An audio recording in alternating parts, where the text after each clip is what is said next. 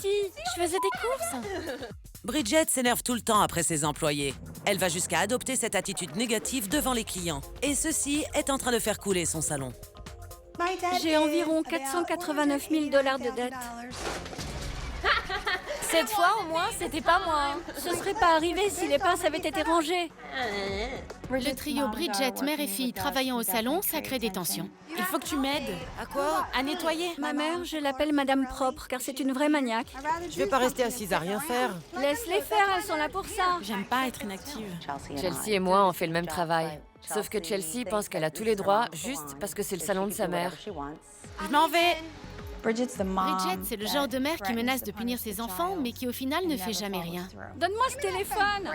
Sinon, tu vas faire quoi? Tu veux me virer? Ça sert à rien, personne ne m'écoute. Les tongs sont interdites, y a que moi qui ai le droit. C'est moi qu'il faudrait renvoyer. Tu veux bien me jeter tout ça à la poubelle, c'est à toi, non? Tabitha, j'ai vraiment besoin que vous veniez m'aider au salon Bridget avant que je devienne folle et que je vire tout le monde, y compris moi. Mais si je suis la seule à faire des efforts, ça ne marchera jamais. Vous avez jeté l'éponge depuis longtemps, on dirait. Exactement. Nous allons maintenant regarder ce qui s'est passé aujourd'hui dans votre salon. D'accord. Salut Joyce. Jolie tenue. Merci. Parlez-moi de Jason. Jason, c'est un gamin, il est complètement irresponsable. Il arrive au salon tout débraillé et il se sert de la pièce du fond comme d'une chambre à coucher. Il pose ses affaires un peu partout dans le salon. Vous parlez de chambre à coucher. Il y fait la sieste? Parfois, on se regarde et on se dit « Mais il est où? Il est en train de dormir derrière. » Il est tout le temps fatigué, j'ai jamais vu ça de ma vie. C'est étrange. Ça ne devrait pas arriver devant les clients. Ça ne devrait pas arriver tout court. Ça s'arrête là, il n'y a pas à chercher plus loin. Ça ne devrait pas arriver. D'accord. Continuons. C'est normal que tu te promènes dans le salon avec une banane à la main? C'est toi qui m'as dit que je pouvais. Non, pas du tout. Mais j'ai faim. Vous avez besoin de quelque chose? Des boules caisses? Oui. Donc ça, c'est... Ma fille, Chelsea, c'est la réceptionniste du salon. Elle fait bien son travail? Oui, elle travaille bien. Pourtant, moi, je l'ai vue en train d'envoyer des textos. Oui. Il me semble que c'est l'une de vos 2 règles de base, non? Oui. Donc Chelsea est dispensée d'obéir aux règles juste parce que c'est votre fille? Tout le monde envoie des textos. Mais vous voyez, vous recommencez à dire tout le monde fait ça, donc ça sert à rien. À un moment donné, il va falloir que ça s'arrête. Lors de la dernière réunion du personnel, je leur avais demandé à tous d'arrêter avec les portables. Aujourd'hui, j'ai vu vos employés passer plus de temps dans la salle de repos à se préoccuper de ce qu'ils allaient manger à midi qu'à s'occuper des clients. C'est un sérieux problème. C'est de la démence. Continuons. Allez, roule. Allez. Roule. Bravo. Au moins, avec la chienne, vous faites preuve d'autorité. Oui, elle au moins, elle m'écoute. J'ai l'impression que vous préférez les animaux aux gens, je me trompe? Oui, c'est vrai. Parce que eux, au moins, ils vous aiment sans condition, ils ne se plaignent jamais. Vous avez beaucoup d'animaux? J'ai 2 chiens et un cheval. Et avec votre cheval, vous êtes autoritaire? Non. Je voudrais que vous regardiez la suite. Pourquoi tu les rinces comme ça? Pour qu'il ne reste pas de couleur sur la nuque des clients. Oui, mais là, ça coule dans leur dos. Non, je fais toujours ça. Ça, c'est votre assistante? Rachel. Je vous ai vu parler à vos employés avec une sorte d'agressivité passive et en plus, vous le faisiez devant les clients. Du Bloody Mary, du Bloody Mary. Bloody Mary, non? Cette couleur me fait penser à ça. Vous pensez que cette cliente reviendra? Je ne crois pas, non. Vous n'arriverez jamais à être une bonne patronne si vous vous montrez aussi négative et résignée. Oui. Ce n'est pas comme ça que vous arriverez à tirer le meilleur de vos employés et à leur fixer des objectifs à atteindre. Attendez, c'est pas fini. Tu voulais une salade de poulet? Non, un sandwich au poulet? Non, C'est pas vrai. je voulais une salade de poulet. Bon, bah alors commande-la toi-même. J'y crois pas. Joyce, tu peux me commander une salade de poulet, s'il te plaît? C'est de la santé débile mentale. Pendant que vous faites un shampoing à votre cliente, vous traitez votre assistante et votre fille de débiles mentales. Ça sort comme ça. Vous ne réfléchissez pas. Je ne réfléchis pas à ce que je dis. Croyez-moi, ça se voit. Oui. J'en ai vu assez. Donnez-moi vos clés, je prends les choses en main. Allons-y. Lisa, il y a un appel pour une couleur avec Calvin. Je prends quand j'aurai 1 minute. Parfait. Merci. Merci pour tout. Bonne journée. Merci à vous.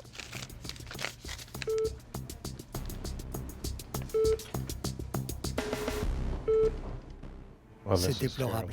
Alissa est votre réceptionniste, c'est bien ça? Il serait bon que les clients n'attendent plus au téléphone. C'est une perte d'argent considérable. Dites-moi, selon vous, avez-vous beaucoup de clients satisfaits quand ils partent du salon? Je pense, oui. Je pense que nous avons un certain nombre de clients satisfaits. Connaissez-vous le taux de fidélisation du salon? Pas vraiment. Savez-vous combien de clients vous avez par jour? Vous connaissez les déficits de chacun de vos postes? La coloration, par exemple? Je ne pourrais pas vous donner les pourcentages exacts. Pourquoi? Vous devriez connaître les chiffres du salon.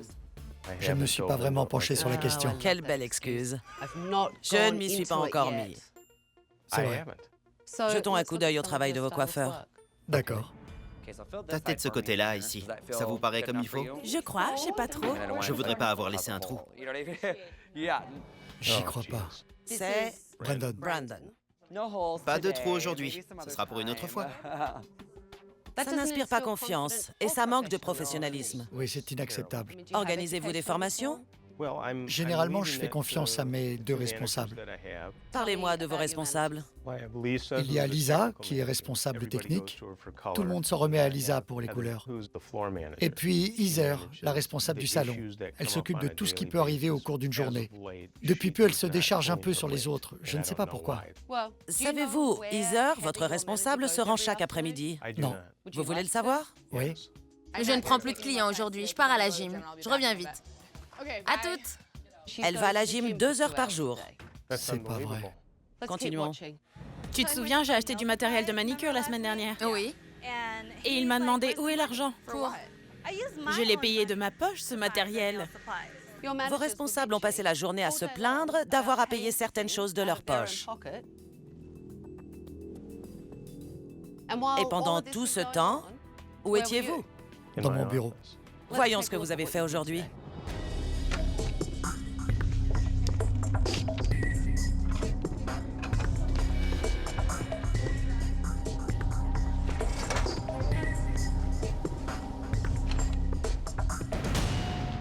Vous entrez, vous ne faites pas attention à votre équipe, vous ne dites pas bonjour, rien. J'ai très peu de rapport avec mon équipe. À quelle fréquence venez-vous au salon? J'y suis le matin. Sinon, on échange des emails, Lisa, Heather et moi. Et combien d'employés avez-vous en tout? En ce moment, je dirais 20 ou 22. Vous diriez? Vous ne pouvez pas me donner le nombre exact d'employés que vous avez dans votre salon. Je suis devant mon ordinateur toute la journée. Votre ordinateur? Vous ne connaissez pas le taux de fidélisation. Vous ne savez pas combien de clients vous faites en une journée.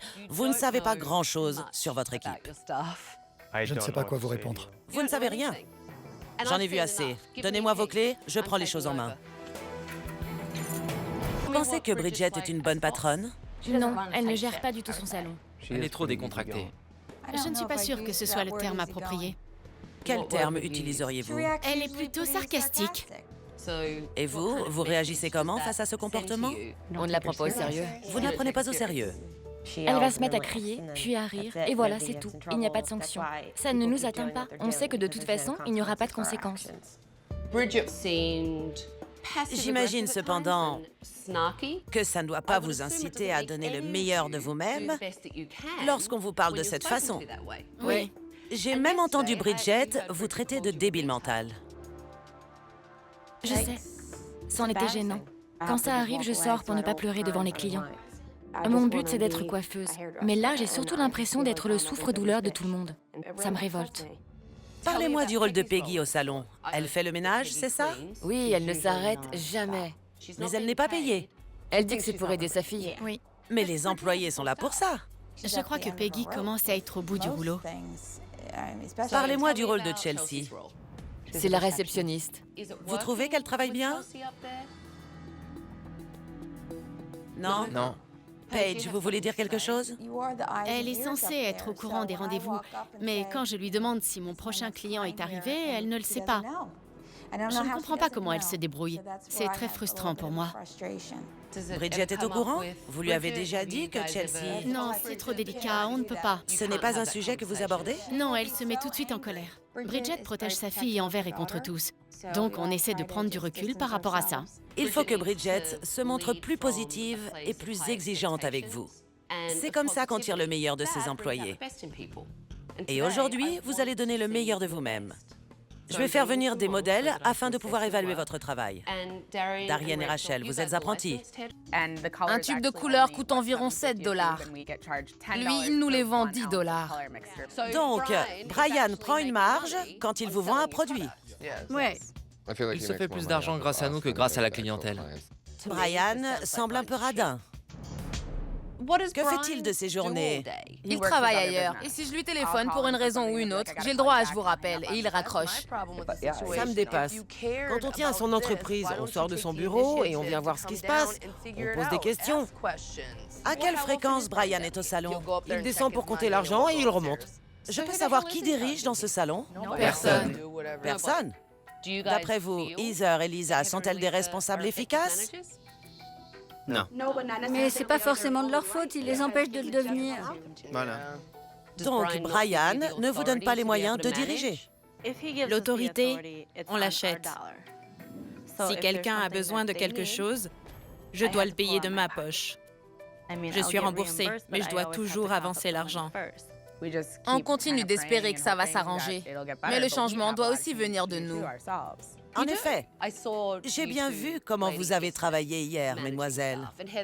Heather, vous êtes partie à la gym. Oui. Je n'accepterai pas que ma responsable parte à la gym, parce qu'elle doit montrer l'exemple. Alors pourquoi le faites-vous? Je suis passionnée, volontaire et déterminée. Mais être responsable ici, c'est déprimant. Personne ne nous laisse diriger, Lisa et moi, afin qu'on puisse s'affirmer et gérer le salon de la meilleure façon qui soit. Donc je pars à la gym. Mais c'est vraiment n'importe quoi. Je voudrais qu'ils comprennent que j'adore cet endroit et que je veux travailler ici. Mais c'est insupportable quand votre chef ne croit pas en vous et semble indifférent à tous vos efforts. Parlons un peu des coiffeurs qui sont partis. Brian ne connaît pas la raison de leur départ. Ah bon? J'aimerais donc savoir pourquoi. Il vous suffit d'aller au bout de la rue pour savoir. Ils ont ouvert un salon juste à côté. Ils sont tous partis pour le même salon. Ils ont débauché toute l'équipe. Combien d'entre vous ont déjà songé à partir? Pour ainsi dire, presque tout le monde. Brian démotive tous nos coiffeurs. Leur passion, leur envie d'être ici. Je ne pense vraiment pas qu'il changera. C'est une bataille perdue d'avance. Vous m'avez l'air vraiment abattu. Et Brian n'a aucune idée de ce qu'il fait. Il m'a dit que vous faisiez un travail de très haut niveau, que vous étiez très professionnel. Comment il saurait? Il n'est jamais là. Excellente question, il n'en sait rien. Je vais donc faire venir des modèles pour évaluer votre travail.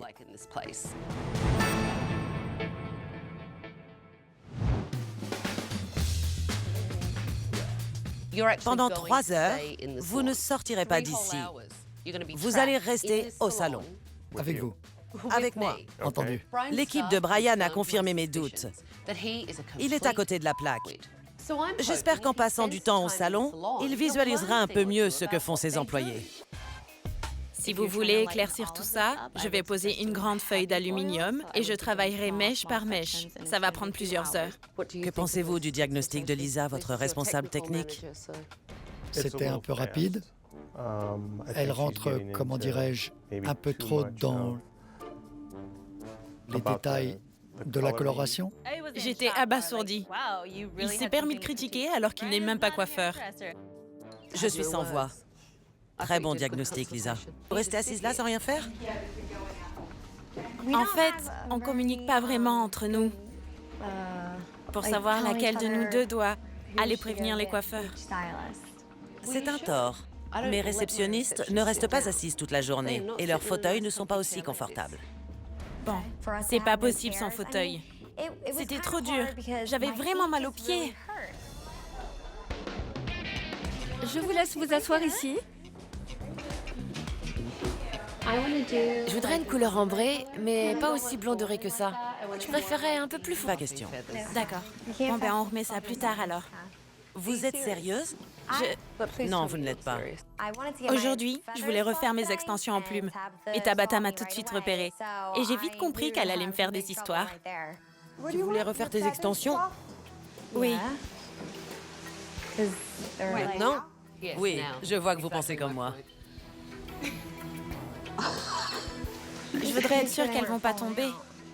Moi, je m'en fiche complètement qu'elle tombe. Bon, ben je retourne travailler alors. Jason a visiblement des problèmes personnels qui font qu'il manque de professionnalisme. Il fallait que je découvre les raisons de son comportement. Jason, Tabata. on m'a dit que vous étiez tous les jours en retard, que vous arriviez tout débraillé, que vous disparaissiez régulièrement pour faire des micro-siestes et que vous étiez tout le temps fatigué. Je suis tout le temps stressé, c'est tout. J'ai un petit garçon de 8 ans et une petite fille de 9 mois. Et j'ai des problèmes de sommeil. Je suis obligé de prendre des cachets pour dormir. Des somnifères. C'est pour ça que la journée, je suis fatigué. Ne me prenez pas pour une imbécile. Bon, c'est vrai que le Rivotril, c'est pas vraiment un somnifère. C'est un médecin qui vous le prescrit? Non. Non, c'est plutôt un traitement de confort. Mais j'en prends seulement de temps en temps, pas tous les jours. J'imagine que vous n'en avez jamais parlé à Bridget. Non, pas du tout. J'ai l'impression que vous êtes un très bon coiffeur, mais il faut que vous vous repreniez en main. Oui, vous avez raison. Alors qu'est-ce que vous comptez faire? Je vais arrêter. Je vous donne ma parole que je vais arrêter. Jurez-le sur la tête de votre fille et regardez-moi en face. Je le jure sur la tête de ma fille. Il faut que je me ressaisisse. Et j'ai du pain sur la planche si je veux garder mon emploi au salon. Je vais arrêter de prendre des cachets qui me font planer pendant mon travail. J'ai pas envie de me retrouver au chômage. Vous avez fait du très beau travail au séchoir. Oui, je sais, mais il a fallu que j'adapte. Elle voulait que certaines mèches soient plus blondes. Ah bon? Regardez.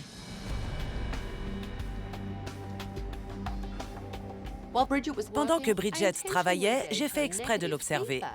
Et ça s'est répercuté sur son travail. Je n'avais jamais vu une coloration aussi affreuse de toute ma vie. J'espère au moins que vous avez une bonne excuse. Je n'ai pas d'excuse. D'accord. Tabata était tout le temps sur mon dos, c'est ce qui m'a perturbée. J'ai fait ce que j'ai pu. Faites-moi le bilan de la journée. Je trouve que ça s'est bien passé, enfin j'espère. Chelsea a fait du bon travail. Oui, elle s'est bien occupée des clients. Chelsea est trop gâtée. Les employés m'ont dit qu'elle ne prenait pas son travail au sérieux. Elle doit suivre les règles comme les autres, sinon elle n'a pas sa place ici. Je vous assure que Chelsea n'en fait pas moins que les autres. Bridget.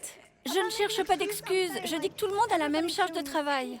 Mais Bridget, si votre propre fille n'obéit pas aux règles, comment voulez-vous que le reste des employés le fassent? Mais je vais quand même pas forcer Chelsea et pas les autres. Excusez-moi, mais là je trouve votre comportement stupide.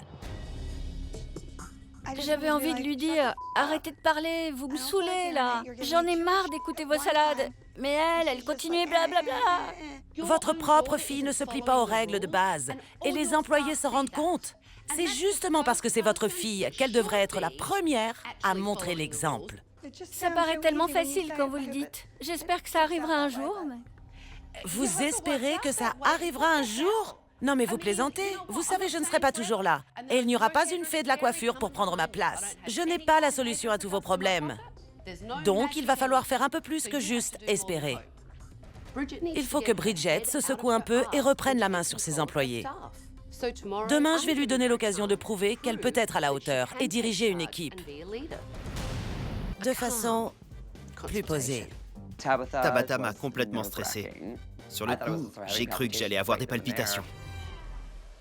Je suppose que vous voulez obtenir le même volume que sur la photo. Oui, c'est ça. Malheureusement, je n'ai pas les produits qu'il vous faudrait pour ça. Stop. Vous n'avez pas les produits. Je n'ai pas assez d'argent pour me les acheter. Ryan, qu'en dites-vous? Je ne sais pas pourquoi Mike n'a pas ses produits. Je ne comprends pas non plus. Je me charge d'éclaircir tout ça. Occupez-vous de votre cliente. Entendu. C'est un vrai dilemme, surtout quand vous essayez de proposer un certain standing. Donc vous n'avez plus de ce produit? Non. Vous n'en avez plus? J'en ai plus. Vous manquez donc souvent de coloration? Ouais. C'est un problème. Oui, c'en est un. Vous étiez au courant? Non, j'ignorais qu'on n'en avait pas commandé suffisamment. Brian fait semblant de ne pas savoir ce qui se passe dans son salon. Mais je ne suis pas dupe. Je vais tirer tout ça au clair. Mesdemoiselles, tout le monde sans exception m'a dit que vous achetiez vos propres produits. C'est exact? Oui. Brian semble l'ignorer. Vous sauriez, et vous sauriez aussi. Je ne savais pas que c'était pour le salon. Personne m'a rien dit. C'est bien des produits qu'on utilise pour le salon. Vous ne saviez donc pas? Je l'ignorais. Je pensais que c'était pour l'usage personnel des employés. Ça leur faisait une réduction tout en gonflant les chiffres de nos ventes. Je vois que vous riez. Vous racontez n'importe quoi. C'est à vous d'équiper vos employés comme il se doit, pour qu'ils puissent faire leur job. Et ils ont besoin de leurs produits. Bien sûr. Il paraît clair qu'il faut que vous appreniez à communiquer. Tout à fait d'accord. C'est flagrant. C'est toute la gestion du salon qui est à revoir. Et tout ça, c'est la faute de Brian. C'est son salon. La plupart du temps, je me tais et j'achète le nécessaire pour pouvoir travailler. Ne lui donne pas les moyens de diriger. J'ai donc décidé de les confronter pour tirer ça au clair. Brian, vous a-t-il donné les moyens de diriger? À mon sens, non. Je ne peux pas embaucher les personnes que je juge compétentes, ni licencier celles que Lisa et moi jugeons incompétentes. Vous ne faites que passer. Vous m'ordonnez de faire ci ou ça. Moi, j'essaie de communiquer avec vous. Et je reste sans réponse, sans retour. Il n'y a aucune continuité dans nos échanges. Je ne peux pas parler avec vous. Avez-vous l'impression que Brian vous écoute, là, maintenant? Il me regarde, il acquiesce, mais je ne sais pas s'il comprend vraiment ma situation. Comment vous sentez-vous? Très mal. Je ne suis pas un as de la communication, je le reconnais. Mais lorsque vous êtes devenu responsable du salon, je m'attendais à ce que le chiffre d'affaires augmente sensiblement. Et c'est le contraire qui s'est passé. Les recettes n'ont pas du tout suivi. J'ai juste une question. D'après vous, comment j'aurais dû m'y prendre pour augmenter les recettes? Vous dirigez le salon. J'interviens. J'aimerais que vous compreniez que vous avez là quelqu'un qui tient réellement à vous aider à remettre les choses en ordre. Et vous dites qu'elle n'augmente pas les recettes? J'ai l'impression que vous vous liguez contre moi. Oui. Il n'est pas de son ressort, ni de celui de Lisa, de sauver votre entreprise. C'est la vôtre. Et honnêtement, je n'ai pas l'impression que vous ayez écouté un mot de ce qu'elle ou moi venons de vous dire. J'en ai assez. Je ne supporte plus cet endroit. On a passé en revue toutes les règles que nous voulions mettre en place. On a aussi discuté d'Alyssa. D'accord. Heather et moi pensons lui imposer une période d'essai. On ne va pas commencer à brandir la menace des périodes d'essai. Bien. Elle est ici depuis près d'1 an et elle n'a toujours pas d'assurance. Elle est très vite dépassée. On voudrait qu'elle s'affirme et prenne des initiatives. Dans ce cas, tout le monde sera en période d'essai. Je ne demande qu'une chose, c'est que tout le monde soit logé à la même enseigne. Tout le monde? Pour tout le monde. Brian est incroyable. Il ne nous fait pas confiance à Lisa et moi. C'est la preuve qu'il y a encore beaucoup de travail à faire. Il ne nous a pas rassurés. Vous pleurez? Non, au contraire, je ris. Je me sens frustrée car on n'arrête pas de tourner en rond. On a voulu lui expliquer quelque chose, on lui a demandé de mettre Lisa en période d'essai. On attendait une réponse claire et nette. Est-ce qu'on peut ou pas? Il nous a répondu que dans ce cas, tout le monde devait être mis en période d'essai. Il a tenu Alyssa pour responsable? Non, absolument pas. Alors qui a-t-il blâmé? Nous tous. On dirait que Brian prend la défense de sa réceptionniste et non pas celle de ses responsables, ce qui est ridicule parce qu'il n'est jamais au salon. Il ne peut donc pas comprendre pourquoi Alyssa fait mal son travail. Merci beaucoup. Je vous rappelle. Bonjour. Bonjour. Comment allez-vous? Bien. Comment ça se passe? C'est un désastre. On voulait vraiment faire équipe, mais ils s'en fichent. Il n'a rien changé? Non. Heather est partie, Mike aussi, et Christina aussi. Et je pense que ça va continuer. Pourquoi? Qui pense à partir? Moi? Désolé qu'on vous ait fait perdre votre temps. Brian vous a-t-il permis de reprendre un peu les rênes? Vous avez eu plus de marge de manœuvre? Non. Après votre départ, j'ai passé une grosse commande. Il a demandé qui l'avait passée, pourquoi elle était si importante et que ça faisait $3000. Je lui ai répondu qu'on en avait besoin. Brian n'entend que ce qu'il veut entendre. Et plus personne ne veut travailler. Plus personne n'est motivé pour rester au salon. Il est en haut dans son bureau? Je suppose, oui. H-Design est un vrai cimetière. Il n'y a plus de clients et presque plus de coiffeurs. Et Brian est introuvable. Où étiez-vous aujourd'hui? Dans mon bureau. Je suis de retour. Et l'équipe me dit qu'il n'y a aucune différence. Je suis ici 8 à 10 heures par jour. Dans votre bureau, en haut? Oui, c'est vrai. Il y a peu, on m'a demandé de trouver un responsable qualité.